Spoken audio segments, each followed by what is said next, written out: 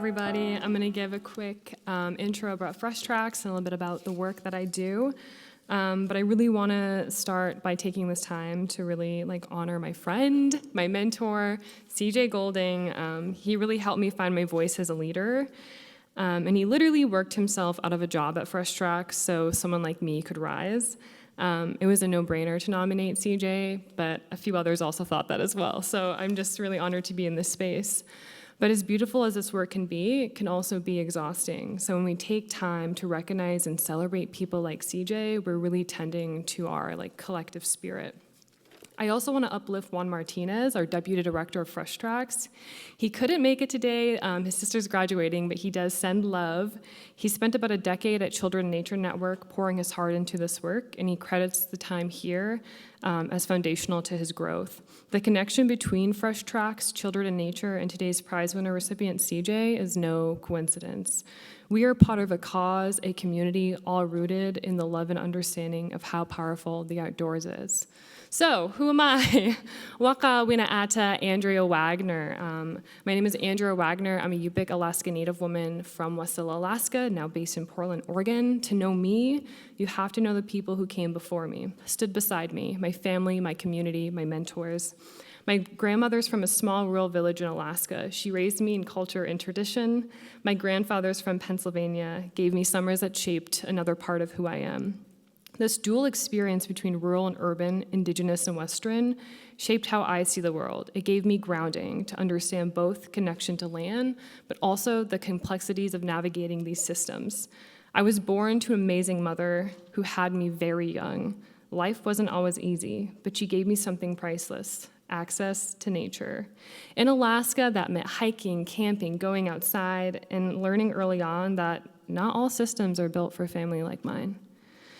She worked hard, she graduated high school and college, and what I've learned is it takes a community to build one person's success. That community loved me, pushed me, and believed in me. And that journey led me here today at Fresh Tracks. At Fresh Tracks, we harness the healing power of outdoors and culture to ignite community-led change. As Rep. Ayanna Presley says, those closest to the pain should be closest to the power. For us, that means youth and communities. They must lead. Too often, solutions are created without youth at the table, but youth are the ones living these challenges. They must be the ones leading these solutions. So, what if we saw climate, culture, education, and mental health as connected, all contributing to youth and young adult well-being? We don't divide by race, geography, or zip code. We build bridges across identities and even generations. This is what Fresh Tracks is all about. When young people thrive, we all thrive. So, who gets to define youth and young adult well-being? Is it educators, funders, policymakers? This is a trick question. The answer is always young people. The Youth and Young Adult Wellbeing Project began in 2019, led by youth researchers from across the country, just before the pandemic hit. Despite everything, they came together virtually to figure out how to collect data in their own communities. This was a youth-led participatory action research project where young people worked with adult allies and the research navigators to gather data through surveys, interviews, and more. Data for themselves, on themselves. The youth researchers were broken up into 3 cultural affinity groups: Black, African American, Alaska Native American Indian, and Latine. Well, the result? A set of powerful community-defined themes around well-being.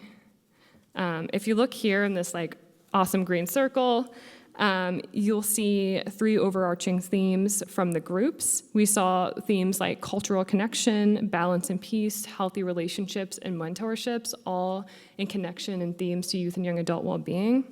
What's beautiful is while these themes are interconnected, each cultural group also surfaced unique themes, which you see kind of in the yellow over here, tied to their cultural identities. This is what makes the project so special. Although they found 7 themes interconnected, there's also culturally specific themes that contribute to youth well-being in these communities.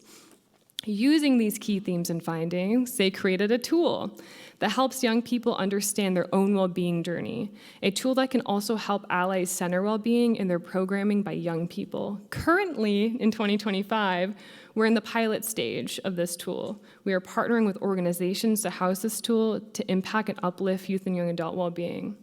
This can not only help young people understand themselves, but organizations design more culturally grounded well-being. But most of all, this is a conversation starter about youth and young adult well-being from youth to adult allies. Now, I want to know a little bit more about you guys in the audience. So, there's going to be a Mentimeter that's going to pop up on the screen here in a few seconds. This is the only time I'm going to ask you to get on your phones. Zoom in on that screen. There's going to be a QR code that comes up. And I want to know what words come to your mind when you think of well-being. At this time, I'm going to welcome panelists on the stage, B, McKaylin, and Rachel, as this comes up, and please fill out the Mentimeter as they take their seats.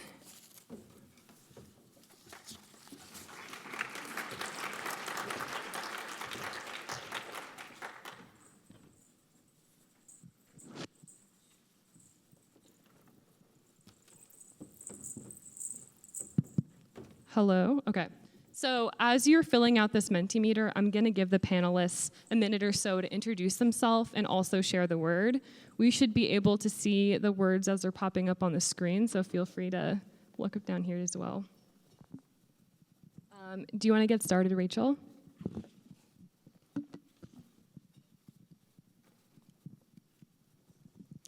Hello, my name's Rachel Metz.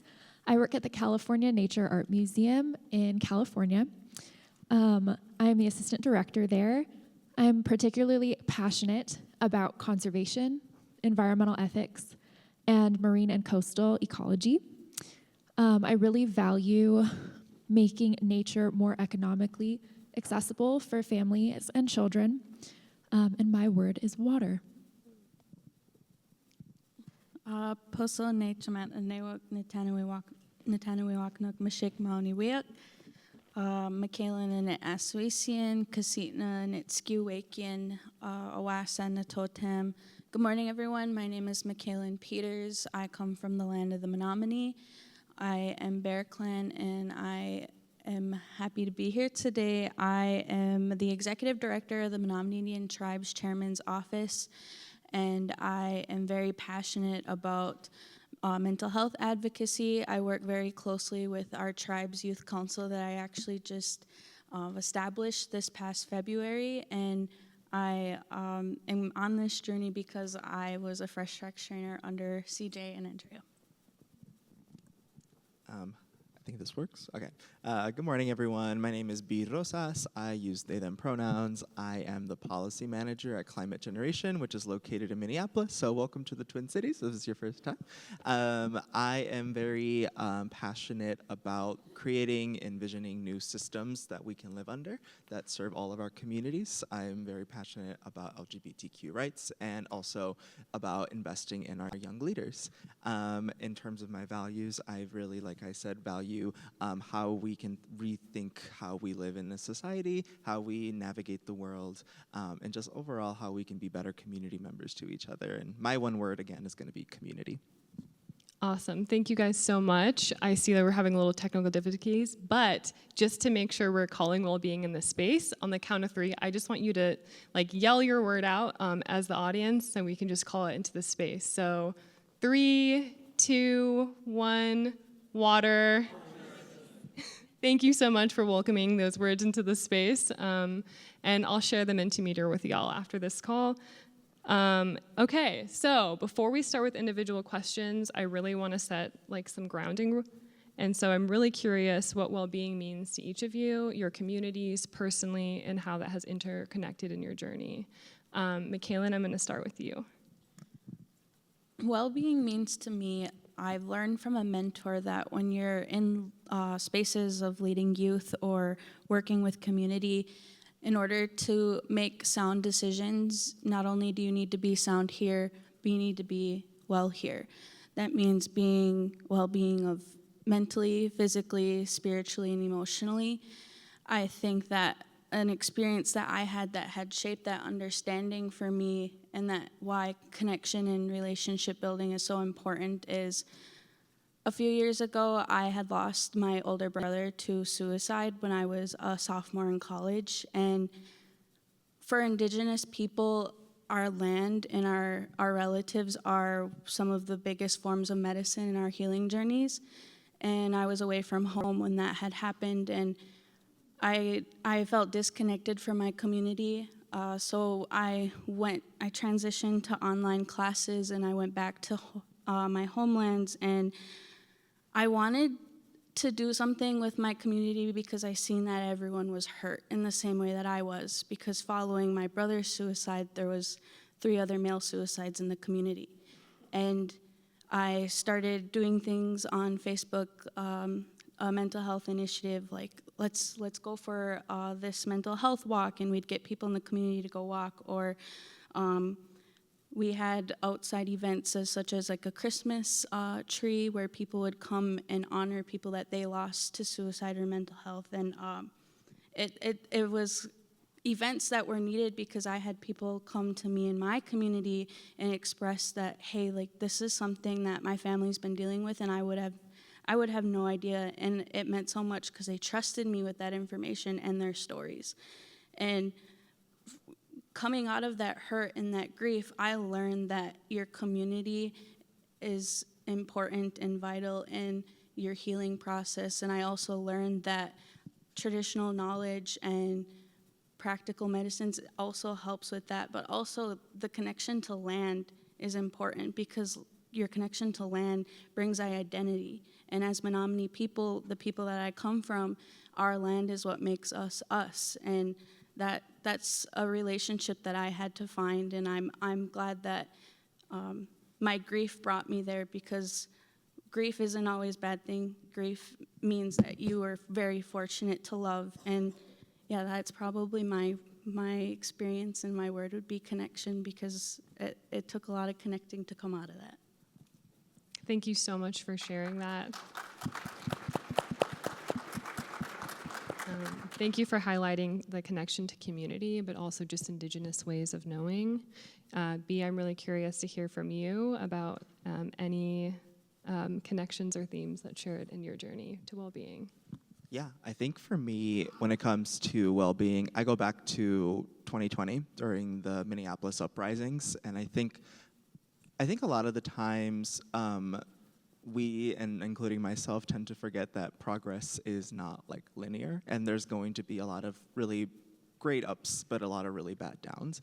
And so for me, community well-being is about, or just well-being in general, is about that community coming together, that infrastructure for each other, infrastructures that support one another. I always say that if our government's not taking care of us, then we have to take care of each other. And how do we do that? And we do that by creating, like what CJ was saying, systems of mutual aid, just getting to know your neighbors, getting to know the people that live around you, getting to know the people that even live down the street from you. And so really just making sure that we don't fall into a trap of not wanting to get to know our neighbors, not wanting to build that community. I think it's really important to remember that, because we could feel really alone and we could feel really isolated. And again, I go back to the 2020 uprisings where we were going through this work. We were doing a lot of work on the streets, but we also couldn't be super close to each other because there was, and still currently is, a pandemic happening. And so we really had to come up with creative ways to still build that community, still build that power, and still create systems of resistance as well. So for me, doing that, I try to make sure not to fall into that pit of like, oh my God, I'm alone, I'm isolated, I'm lonely right now. And I think through that work and through what we were doing on the streets, that really helped remind me that we're not doing this alone, I'm not doing this alone, and there's so many of us out there that are ready for change, that are ready to get involved in that change, and that are ready to like really call it out when we don't see it. So I think when I mean of well-being, I mean creating that community infrastructure and communities that are going to protect each other and make sure that we're just taking care of each other. So yeah, I kind of relate that back to 2020. I tend to want to bury that, but I think that's telling those stories and telling the experience that I saw on the ground are going to be really important to move forward and not make the same mistakes, and also just kind of create new solutions as well. Thank you for so much. Rachel, I'm really curious, is there a value or influence that shaped that understanding for you? Yeah, so to me, well-being means that our basic needs are met. It means that we have room for creativity, dreaming and planning, and rest. In other words, I think well-being means that we're able to step outside of survival mode. Young people, I think, especially, are often in survival mode. When you're young, you're learning to be an adult, maybe living alone for the first time, securing your own health care. You've just entered the workforce, and you're still trying to establish. An experience for me beyond just being a young person myself. I am a single mom of 2 young girls, and that comes with a lot of feelings of survival mode and a lot of moments and seasons of just feeling like you're trying to survive and do what you can to set up your kids. I think for all parents, and especially in my motherhood journey, it really felt like my best times as a person, as a mother, as a lover and advocate for nature, were those times where I was able to find reprieve from being in survival mode and be creative and hopeful and positive for our future.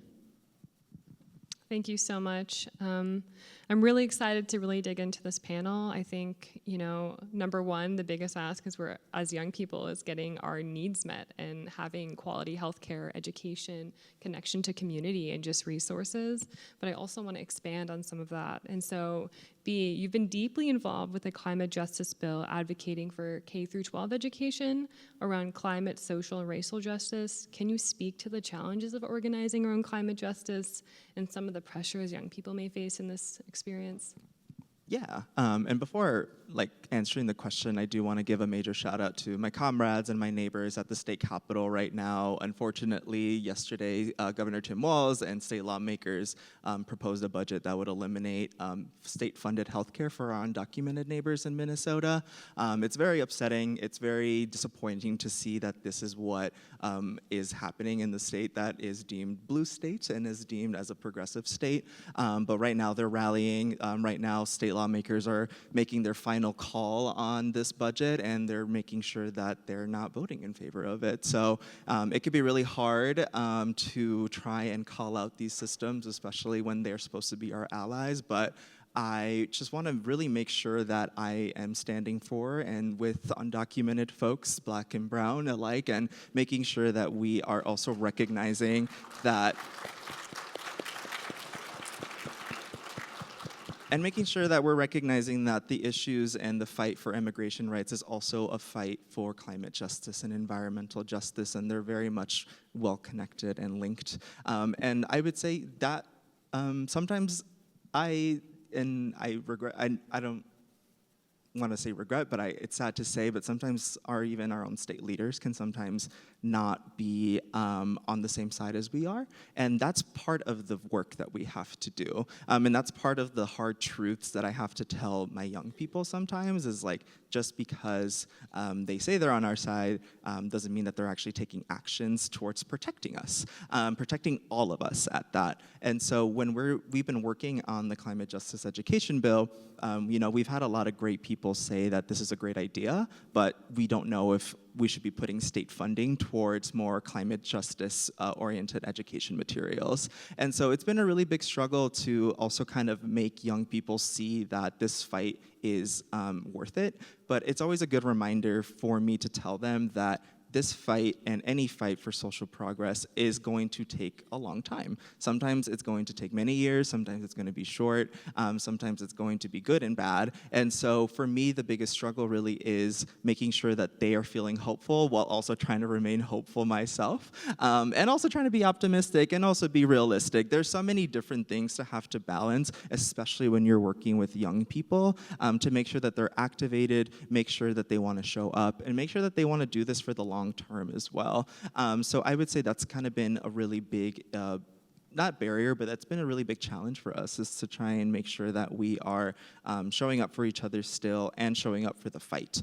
So for me, when we're advocating for climate justice education, it's going to be really important that I not only hold space for myself, but I'm holding space for the 10 young leaders that I work with, and making sure that I'm listening to their emotions, listening to their ideas, listening to their anger as well, and just listening to how they want to take different approaches to advocating for this bill. I always say that I'm the connector between the young people and state government, whether I want to be or not. And for me, it's going to be really important to remind them and guide them through this process that it's going to take a lot of work, and it's going to take more than just us and them 10. It's going to take a whole bunch of people around the state to get this done. So, yeah.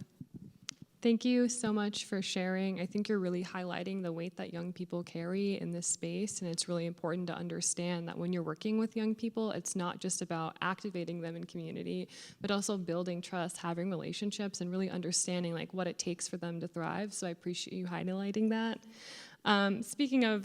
Speaking of good fights, McKaylin, in your work with the Menominee tribe, you spent a lot of time reconnecting young people in your community to the tribe's history, especially the fight to protect the land and restore your land.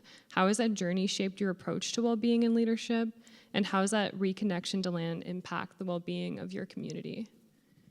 Yeah, so this past February, I had a group of students that wanted to do something more in the school. And I had one of the other advisors had learned about Unity at a JOM concert or conference, and I said, "Hey, I know Unity. I do work with Unity," and we worked or introduced the idea to the kids, and they're like, "We should become a chapter in Wisconsin."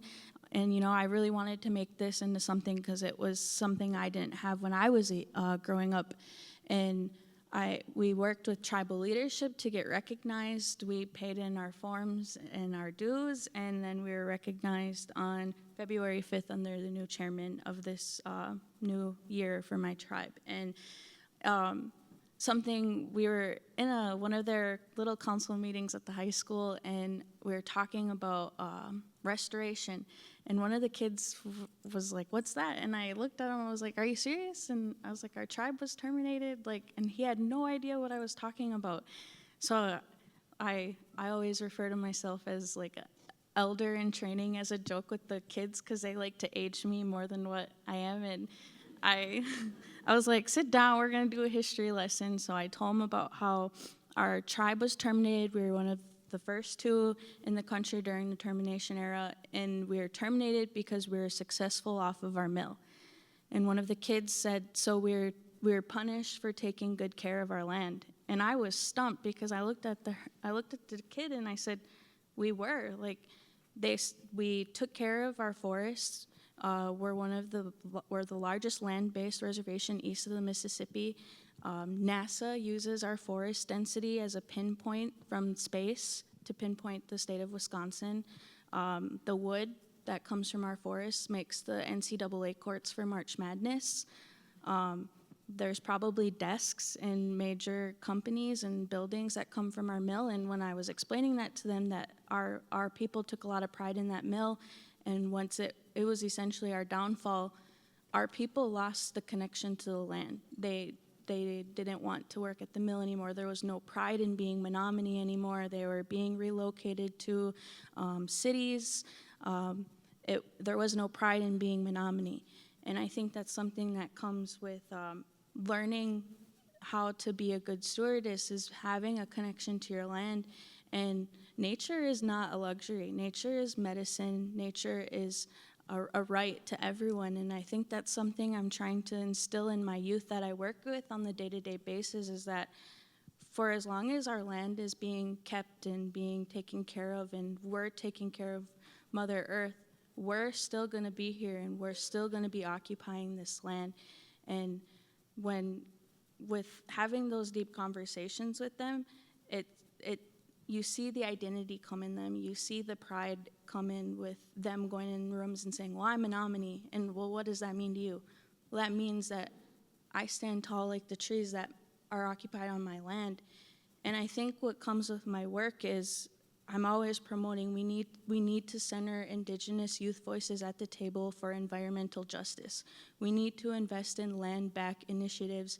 We need to invest in incorporate more of cultural-based learning in these conversations. Because connection, I keep referring back to the word from the beginning, but it's all about connections. Everything is relational.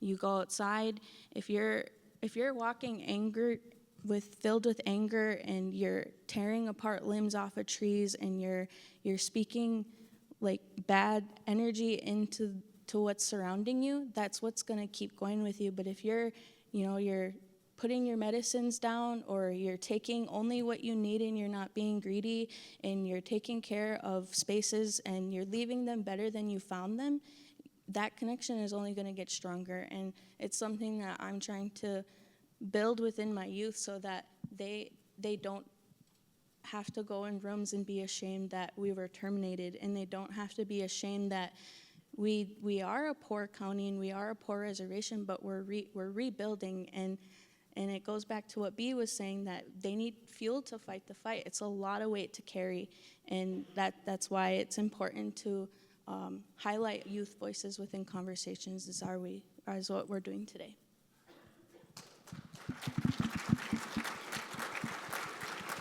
Spoken like a true yelder. For those who don't know, it's like a term that some young people have coined, which is like young elder.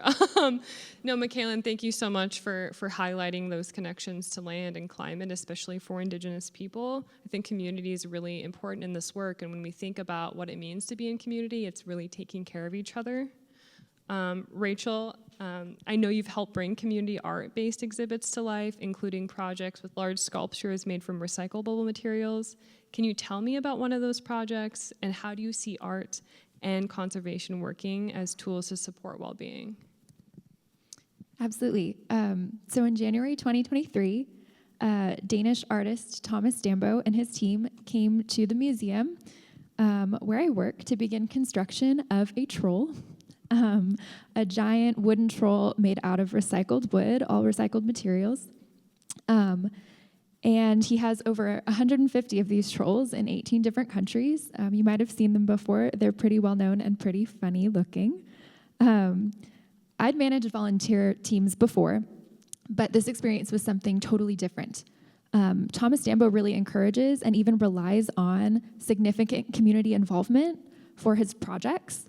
For this project, he helped us to engage 50 volunteers from our community. This crossed generations, backgrounds, ability levels, genders, people with different talents and resources. We had so many different jobs to do for this project, which took about 2 weeks. We had people pulling nails from discarded lumber. In this job in particular, we had volunteers as young as 5 years old, and as old as in their late 70s. We had people sweeping sawdust, making lunches and baking cakes, washing dishes. We had grocery stores donating pallets. We had wineries donating old wine barrels. We had someone from a local walnut farm letting us borrow his pickup truck. We had a watercolor artist who lived down the street and made a beautiful artistic representation of Thomas Dambo's poem about our troll to hang on our museum wall. And art and nature supporting community well-being, I think, is really well represented in this project, because just like in the project, everyone's able to engage with art and nature regardless of who they are and what they're good at. I saw really cool specialization during this project, people doing different jobs based on what they're good at, what they're passionate about, and what they have available to them. We had people who could not engage with the construction, but were willing to make the team beautiful lunches, not something I would be good at. We had volunteers who painted. We had the volunteer who painted the watercolor representation. We also had a different artist who used beetroot to dye the wood for our troll's tongue. Especially with nature art, I think there's huge possibility and promise of well-being, with nature providing inspiration and wonder for all of us, yet nature also being so organic and imperfect. Specifically, making nature art can drive us all to pursue those healing benefits of art and creation that we all know so well, without that pressure to make something beautiful or perfect. Thank you. You guys have all highlighted so many different facets of well-being that contribute to young people. I think, especially being at this conference, we understand that nature is one huge tool in connection to youth and young adult well-being. So we're all from different places of the world. So I'm really curious to hear from each of you. How has access to nature or the lack of nature shaped your work and perspective in the work that you do, and what do you think needs to change to ensure more young people can benefit? So I'm going to kick it back to you, McKaylin. I'd love to hear from you. I think that I have good access to the land, specifically where I am growing up on the reservation. But the thing that comes to mind was one of my struggles of when I was in the city for school. I automatically think of urban natives. They have a disconnection to not only the land, but to the people. And I think that's something so beautiful when people come back home and they reconnect. But it's what do they do when they leave back home to their home? And it's something that I'm currently working on at work. How can I build relationships with Menominees within the Chicago area or the Milwaukee area in those communities and provide them with things that they may not have access to, such as getting them bundles of medicine. I think something that we can change with including more youth voices is supporting Indigenous land back initiatives. There's so many things you can be doing.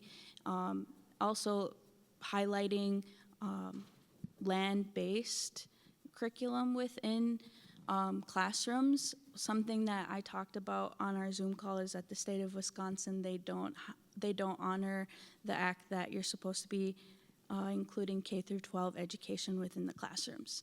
And when there's 12 Indigenous communities within the state of Wisconsin, but there's children that can't identify where the nearest reservation is to the land that they occupy, I think there's something that we're doing wrong within the school system, especially when those people are aboriginal to that land. And when things are getting bad to a turning point, then we reach out to Indigenous people. How are you guys doing so well? Or how do you thrive on your lands? And it's why do we invite Indigenous voices to the table or brown and black voices to the table when things are already destroyed or when things are about to implode? And it's we can be more proactive and invite them at the start, or instead of being reactive. I think that's something that we all need to work on, is being more proactive versus reactive, because when you're reactive, there's not much things we can do besides try and put broken pieces together. But we could have made something more beautiful because we've been taking care of this land for thousands of years. Thank you. The solutions are definitely there. They're just asking us a little bit too late. B, I know you're from the region and there's a lot of access to parks and nature has been highlighted throughout this conference. I'm really curious how that shaped your work, especially with youth and young adults, as well as around well-being. And then how can we ensure more young people can get access to this? I'd love to hear your insight. Yeah, so I grew up I was born and raised in South Minneapolis. It is a very diverse place, and it's considered a green zone right now, just because of the over pollution that is affecting the residents to this day, and even back when I was growing up. And for me, we definitely, my schools and my community really tried to make sure we had access to nature. But I think something really important as well is similar to what kind of you were saying, McKaylin, the history of where we're coming from, where we're born into. For me, growing up in South Minneapolis, I always knew we were surrounded by multiple sources of pollution, but I really couldn't name the multiple sources of pollution, and I didn't really know how I could advocate for them not to be around me at all times. South Minneapolis is a victim of redlining, and South Minneapolis is unfortunately, like I said, a green zone. And so for me, getting access to nature was really great, but getting that history of where the land that I sit on currently went through is also really important, and that's why I think that has helped shape the work that I do now. I really try to tell my students that knowing about the history of the land that we're on is really, really important, because it's going to help shape our relationship to the land that we're also on. If we don't really view us having or being in relationship with nature, Mother Earth, and the land that we're on, then it's going to be a little difficult for us to feel connected and feel like we're advocating properly for it as well. And so for me, we always try to make sure that not only are we in nature, really touching grass, as they say, but we're also making sure that we're learning about the history of the land that we're on and its beautiful natural resources. This year, my students and I worked really hard with a couple indigenous folks in the community to protect wild rice in Minnesota, otherwise known as manomin. And it's really important that we start to advocate for that type of that natural resource that is wild rice, not only for our indigenous communities, but because it's going to protect our natural resources outside of that as well. And kind of like what you were saying, McKaylin, we want to advocate for it now so that we don't have to pick up the pieces afterwards. And so making sure that my students understand that the history of where we're at and making sure that we're properly advocating for it and defending it. It's really growing up, like I said, just not knowing where I'm at, what has happened here in the past has really helped make sure that doesn't happen to other students, especially students where I come from.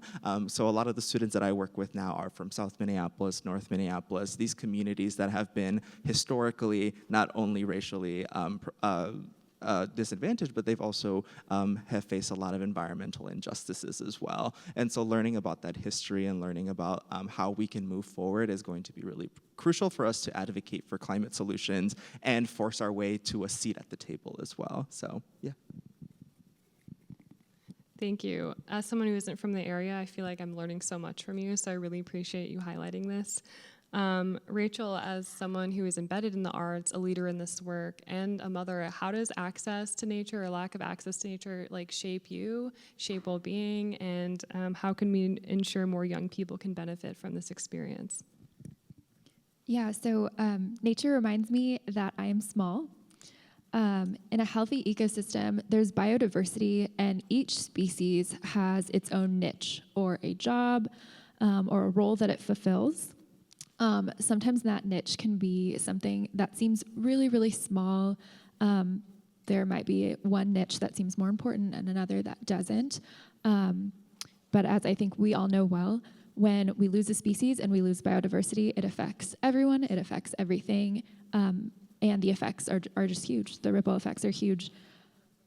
So nature reminds me that my role and that everyone else's role, since we all have different things that we are good at and different areas that we're working in, are all so, so important to the larger picture. And I would say, especially because I'm a mom, a lot of times I feel like I have to do more. And nature reminds me that the niche that I'm filling is often enough, and I can do more and have bigger dreams, but that I don't have to battle constantly with feeling like I need to overwhelm myself and constantly do more. And then in regards to what I think needs to change to make it so that more can experience the transformation that nature brings, I think that we should all be really conscious to talk to the communities that we serve, and not just sort of communities in a broad sense, but in our towns, in our counties where we're working, talk to those people that we're serving. Just for an example, in my role, my organization offers free admission, free school tours, free seasonal kids workshops, but actually speaking to the teachers early in my role made me realize that actually the biggest obstacle in coming to the museum or having a free school tour wasn't the admission price, it was transportation and bus scheduling, and that really helped me to realize maybe where we need to be focusing our attentions for grants and things like that in order to help, especially our Title I schools.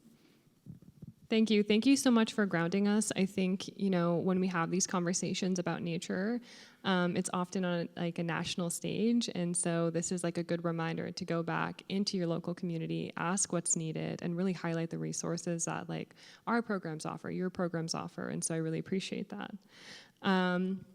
we're getting close to time, but before we do so, I'm going to ask everyone to close their eyes. My eyes will be open because I have to read this prompt, so I will see. So please, everyone, take a moment to close your eyes. Imagine a future where culture, the outdoors, and youth leadership are fully recognized as essential tools for well-being, tools that can shape policy, education, and programming that affect our young people. What does that look like? What does it sound like? Do you hear laughter? Are there kayaks in the schools? What are you envisioning? I want you to take a moment and then open your eyes. As we're coming back, I want to now direct this back to our panelists. I want to know, what does that look like in practice for you? What can communities, policymakers, and people in this room make this vision a reality? I'll start with you, B. Yeah, for me, I kind of want to go back to when I first started organizing. I started organizing at a very young age. I was 17. I had no real mentorship. I had no real guidance. I had no real training in terms of how to do community organizing. And it was a scary space and a scary world to have to navigate. And so for me, it's always important that we continue to mentor young people. I think oftentimes, especially my students and I always joke about this, but they're always told you are the future, you're the leaders, you're gonna get us out of this, and they're like, I didn't sign up for all of that. And so for them, they feel a lot of pressure sometimes to be the ones to save us and to be the ones to get us out of the mess that we're in, but no one's actually giving them the training or giving them the education that's needed to make that a reality. And so for me, when I am envisioning this future that is driven towards more green spaces, less of a car-centric society and more of a world that's open, access for green spaces for everybody. For me, it's going to be really important that we continue to invest in climate education, climate justice education, making sure that young people from a very young age, starting from even kindergarten, understand the importance of community, the importance of our relationship to the earth, and in relationship with each other. I think from there, they're going to be able to actually collaborate, create solutions, and become really great, well-rounded climate activists. So for me, when we're thinking about what we need to get to the future that we're envisioning, it's truly investing in young people in schools, outside of schools. Tackling the climate crisis is a very big fight, and it can't just take place in more than one space. It's going to have to take place in multiple spaces. And it's going to take a lot of investment, and it's going to take a lot of patience, and it's going to take a lot of unlearning as well. And I think that's something that I myself am on the journey still of unlearning and learning and making sure that I'm approaching everything with an open mind and checking my biases at the door. And I think that's something that I invite everyone to always do, and no matter the space and no matter where we're coming from. So yeah, I would say just continue to invest in the young people in your lives, or invest in people that are doing the work that are with young people. So yeah, I would say climate education is important, and just making sure these youth feel not only empowered, but feel well supported. Thank you. Rachel, I'd love to hear from you. I think that in practice, this looks like reaching out to the groups that you already have good reach with, but who may have had some obstacles along the way getting there. Just because they got there and you're connecting them with nature does not mean it was easy, and does not mean it'll be easy in the future. And then I think going after the groups that you want to be reaching but aren't, and just asking for their honest opinions, asking for what those obstacles are, and collaborating on ways to dismantle them. I think that communities, policymakers, people in the room can make this easier and more accessible, a reality for young people by starting with actually the communities, and not necessarily with nature as your foundation. There are so many opportunities and ways to find well-being in nature. There are so many ways to promote better preservation, stewardship, protection, and health of nature. I actually think it would be a good idea, because we don't have a problem there, and we have so many great ways to engage in nature, that when trying to ensure that more people are able to have access to nature, to find the gaps and needs in the community first, and go from there. Thank you. McKaylin? I'm gonna admit I got a little radical when we first started imagining what that world looks like. Like take down all the dams, get rid of man camps at the oil rigs. We need safety and stability within our communities. But thinking more into it, I hear our kids speaking the languages in the classrooms. It's normalized. I hear kids running around in their gardens that are behind their schools because gardens in my day at school are not a thing.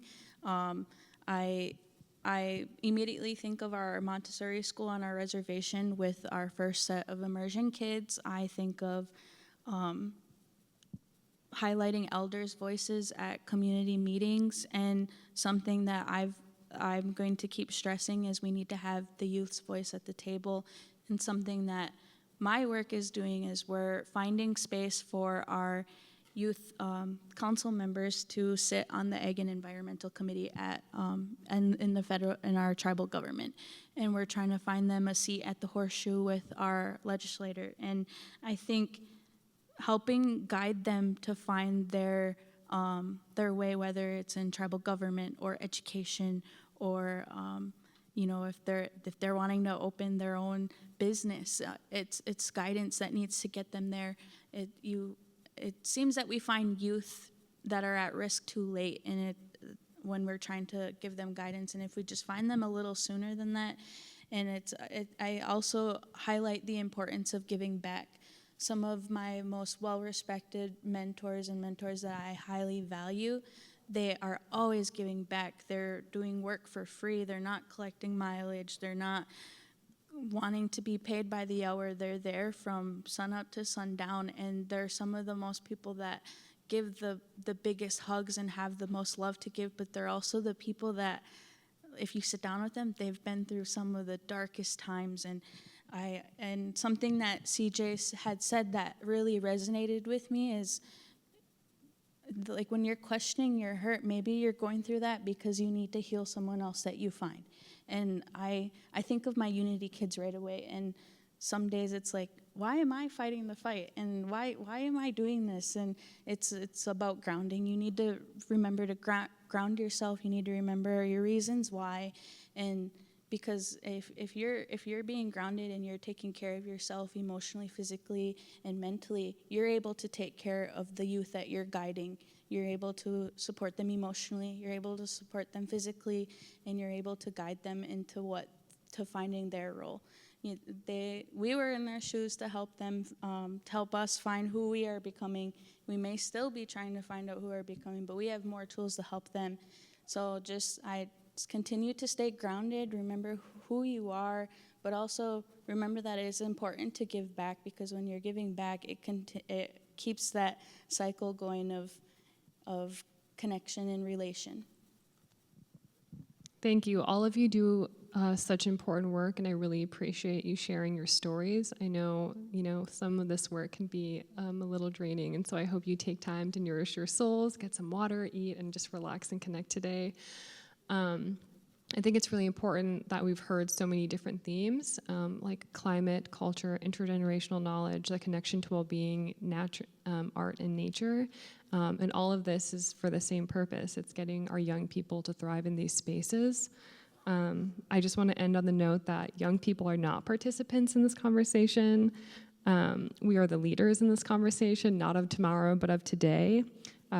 We are educators, knowledge holders, experts in our lived experience. Our journeys have been shaped by culture, art, climate, access to the outdoors, and providing pathways to growth, resilience, and success. Well-being needs to be a crucial foundation for everything that we do, policy, education, and leadership, so we can create an environment where youth can thrive. So thank you, everyone, for listening to this panel. We are not doing a Q&A, but we are going to step off the stage and hang out if you have any questions. So thank you, and thank you, guys.